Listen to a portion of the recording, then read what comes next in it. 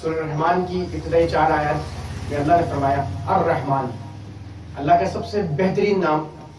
اللہ کا ایک نام ذاتی ہے اللہ، اور 99 نام صفاتی ہیں، اور سب سے بہترین نام اللہ خود کہہ رہا ہے الرحمن. پھر الرحمن، ہاں اس کے بعد ہے دوسری آیت ہے علم القرآن، کہ اللہ رب العزت نے بے شمار صحیفے نازل کیے اور بے شمار کتابیں نازل کی، تورات، زبور، انجیل. ان میں سب سے بہترین، غالب اور اکبر، اجمل، اطہر، افضل وہ کلام ہے اللہ کا قرآن. اور پھر تیسری آیت میں اللہ فرماتے ہیں خلق الانسان، اللہ رب العزت نے کہو بیش 18,000 مخلوقات کو پیدا کیا، زمین و آسمان، سورج، چاند، ستاروں کو پیدا کیا. اور اللہ کے ارادے کا نام وجود ہے. اللہ نے ارادہ کیا کن فیکون، تو وہ ہو گئی. تو اللہ کے ارادے کا نام وجود، ساری کائنات کو اللہ نے اپنے لفظ کن سے پیدا کیا، لیکن انسان کو اپنے دونوں ہاتھوں سے. خلقت بیدی. اس کے بعد چوتھی آیت میں اللہ نے فرمایا علمہ البیان، اور اس انسان کی چوتھی جو اللہ اس آیت میں اللہ نے فرمایا سب سے بہترین جو غلبہ عطا فرمایا صفت میں، وہ قوت گویائی ہے، قوت بیان ہے. یعنی اللہ پاک نے اس انسان کو جو ہے مسجود ملائکہ بھی بنایا، اولاد آدم بھی بنایا، خلیفۃ اللہ فی الارض بھی بنایا، اور سب سے بڑھ کر ہمیں محمد رسول اللہ صلی اللہ علیہ وسلم کی امت میں سے بنایا. ایک حدیث مبارکہ کا مفہوم ہے کہ جب ایک وقت آئے گا کہ آسمان سے جو ہے فتنے ظہور ہوں گے، ایسے ظہور ہوں گے جیسے تسبیح کے دانے توڑتے ہیں تو بکھر جاتے ہیں. اور پھر اللہ پاک سب سے پہلے قیامت کی نشانی میں ایک نشانی آتی ہے کہ خشوع و خضوع اٹھائے گا. اور لیکن ایک وقت ایسا بھی ہے کہ مسجدیں ہماری بھری ہوں گی، ان میں کوئی ایک نمازی بھی ایسا نہیں ہوگا جس کی اندر خشوع و خضوع ہو. لیکن ایک خوشخبری ہے محمد رسول اللہ صلی اللہ علیہ وسلم کی زبان مبارکہ سے کہ ایک بزرگ بھی اس میں ایسا ہوگا جو خلوص سے نماز پڑھے گا، خشوع و خضوع سے پڑھے گا. اس کی نماز کی برکت سے اللہ پاک سارے کے سارے نمازیوں کی جو ہے نماز کو قبول فرمائے گا.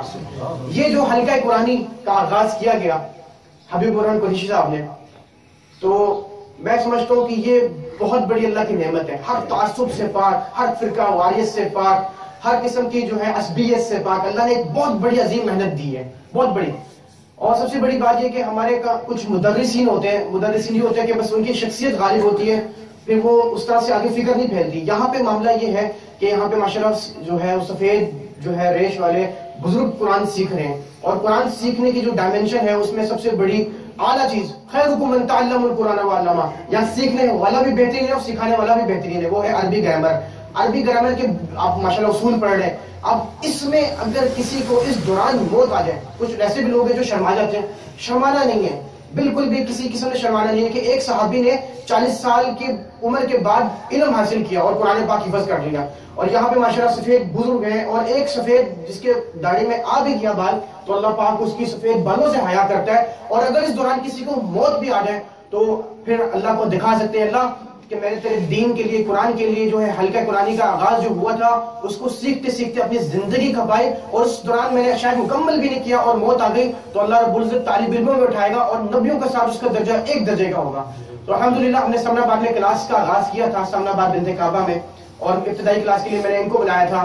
اور اس وقت تھوڑی سی تعداد کم تھی تو میں بڑا پریشان تھا. تو مجھے حوصلہ دیا جو ہے حبیب الرحمن قریشی صاحب نے کہ بھائی کوئی بات نہیں، اگر ایک بھی ہو ہم نے اللہ کو سنانا ہے تو انشاءاللہ اللہ رب العزت پہ برکت عطا فرمائے گا. الحمدللہ 10 بندوں نے، اس میں کچھ بزرگ بھی تھے، نوجوان بھی تھے، انہوں نے کلاس کی تکمیل کی، اس کے لیے بھی سند بھی جاری ہوئی، بہت زبردست ان کا پروگرام ہوا. تو میں سمجھتا ہوں کہ یہ جو کام ہے نا، یہ جو کام ہے یہ بہت عالی کام ہے. یہ ہر بندہ اس کے حلقے جاری کرے.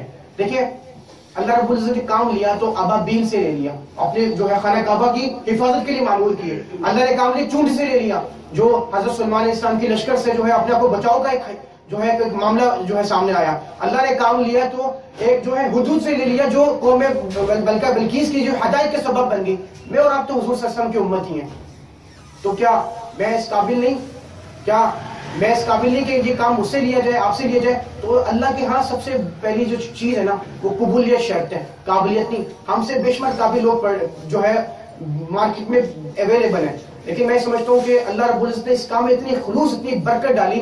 تو میں اس چیز کا ایک گواہ ہوں. مجھے ایک بات معلوم ہوئی کہ حبیب الرحمن قریشی صاحب کو کسی بندے نے جو ہے کثیر رقم کی جو ہے وہ پیشکش کی. آپ نے کہا عربی پڑھو، تو انہوں نے ان کی رقم کو قبول نہیں کیا. تو یہ نہ تو یہاں ووٹ مانگے جاتے ہیں، نوٹ مانگے جاتے ہیں، یہ تو میں سمجھتا ہوں کہ یہ فلوس سے نہیں چل رہا، یہ خلوص سے چل رہا ہے. اگر یہ کاروان کے حلقے لگائیں گے تو ہلکے سے ہلکے پھیلیں گے تو حضور صلی اللہ علیہ وسلم کے اللہ نے ایک صفت جو ہے قرآن مجید میں بیان کی، سراج منیرہ، سورج نہیں کہا، سورج کی روشنی بہت وسیع ہوتی ہے لیکن سورج آگے روشنی نہیں دیتا، یعنی چراغ کہا ہے، چراغ سے آگے چراغ جلتے جائیں گے، تو لہٰذا آپ بھی چراغ بنے.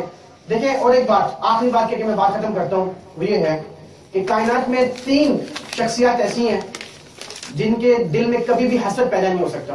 ان میں سب سے بڑی شخصیت محمد رسول اللہ اپنے امتی کے لیے. دوسری 2 شخصیات باقی بچتی ہیں، ایک ہے والد اور دوسرا ہے استاد. والد کے سامنے اگر بیٹا کامیابی حاصل کرے تو باپ کے لیے حوصلہ مند ہوتی ہے، اور اگر کوئی شاگرد جو ہے اور وہ کہیں کامیابی حاصل کرے تو استاد کے لیے فخر کا باعث ہوتا ہے. اب آپ نے شاگردی بھی اختیار کی اور آپ کو استاد بھی ملا، خیرکم من تعلم القرآن، دونوں کا مصداق بنا.